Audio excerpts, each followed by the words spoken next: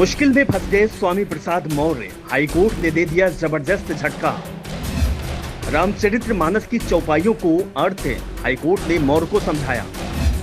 रामचरितमानस में जो लिखा उसकी गलत व्याख्या कर क्या फंस गए हैं स्वामी मौर्य। समाजवादी पार्टी के राष्ट्रीय महासचिव और विधान परिषद में नेता स्वामी प्रसाद मौर्य मुश्किल में दिख रहे हैं। मौर्य हाईकोर्ट पहुंचे थे, गुहार लगाई थी, राहत की मांग की थी। कहा था उन्होंने तो वो ही बोला है जो लिखा हुआ है, ग्रंथ में लिखा हुआ जो लिखा उससे बोल दिया तो मामला दर्ज कर लिया गया, राहत दी जाए।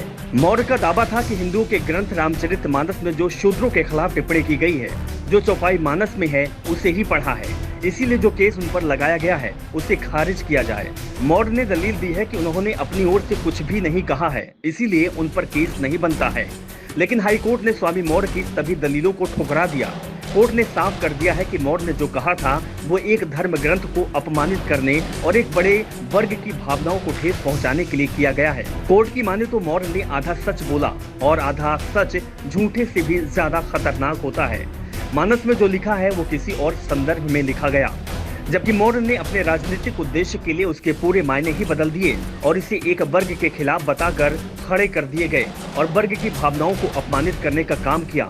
कोर्ट ने मौर्य की कोई भी दलील नहीं मानी और साफ कर दिया कि उन्होंने जो कहा है उस पर उनके खिलाफ दर्ज किया गया मामला खारिज नहीं किया जाएगा।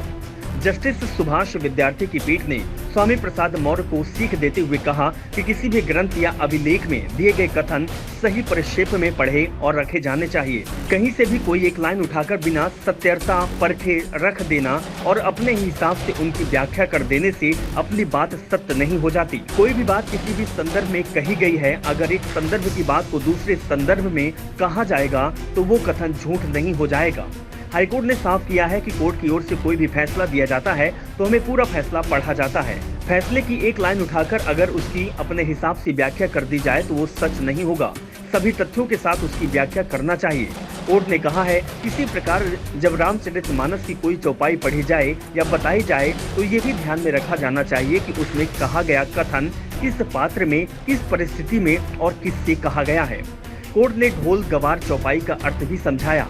जस्टिस विद्यार्थी ने कहा है कि ढोल गवार शूद्र पशु नारी सकल ताड़ना की अधिकारी। वास्तव में समुद्र ने श्री रामचंद्र जी से इस आशय के साथ कही है कि वह स्वयं एक जड़ बुद्धि है और वह इस कारण से ही की गई भूल की क्षमा मांग रहे हैं। कोर्ट ने कहा है कि स्वयं को जड़ बुद्धि मानने वाले एक पात्र द्वारा कहा गया कि कथन जब सभी तथ्यों के संदर्भ में बिना रखा जाता है तो इसे सही तरीके से रखा जाना नहीं कहा जाएगा।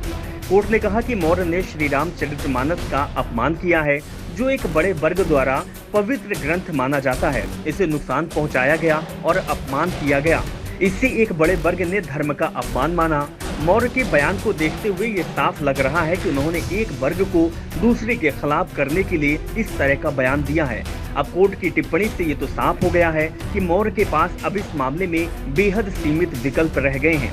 मानस पर उनकी टिप्पणी अब उनके लिए भारी पड़ सकती है। मानस पर की गई टिप्पणी के लिए अब स्वामी प्रसाद मौर्य पर कोर्ट में केस चलने का रास्ता पूरी तरह से साफ हो गया है। Bureau report, the such India.